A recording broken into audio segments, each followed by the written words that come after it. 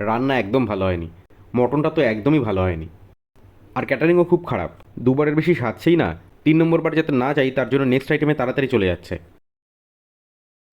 আরে এরা যদি ঠিকঠাক নাই খাওয়াবে তো নিমন্ত্রণ কেন করে? মটনটা ভাই সিরিয়াসলি খুব শক্ত হয়েছে, গাল ব্যথা হয়ে গেছে খেতে খেতে। সত্যি। আর দেখলি সেকেন্ড টাইম মিষ্টি চাইলাম, না শোনার ভাল করে চলে গেল। আরে ওই তো পার্থ আসছে, ওকে বলি দাঁড়া। কিরে ভাই, তোরা ঠিকঠাক খেয়েছিস তো? রান্না দারুণ হয়েছে না? না এমনি সবই ঠিক আছে, কিন্তু কি বলতো মটনটা না। ও তোর মটনটা ভালো লেগেছে? আরে ভাই ওটাই তো মেনুর আসলে অ্যাট্রাকশন। সব রান্না ভালো হয়েছে ভাই, সব। যার এই রান্না ভালো লাগবে না তার পৃথিবীর কোনো রান্না ভালো লাগবে না। ভাই ক্যাটারিংয়ের লোকগুলো কি বলতো, মিষ্টি নেওয়ার জন্য এত জোরে ডাকলাম, শুনলই না। ওই বয়স্ক লোকটা খাবার দিচ্ছিল কি, উনি কিন্তু ভাই কানে একটু কম শোনে। হায় রে, তুই যদি একটু জোরে ডাকতি।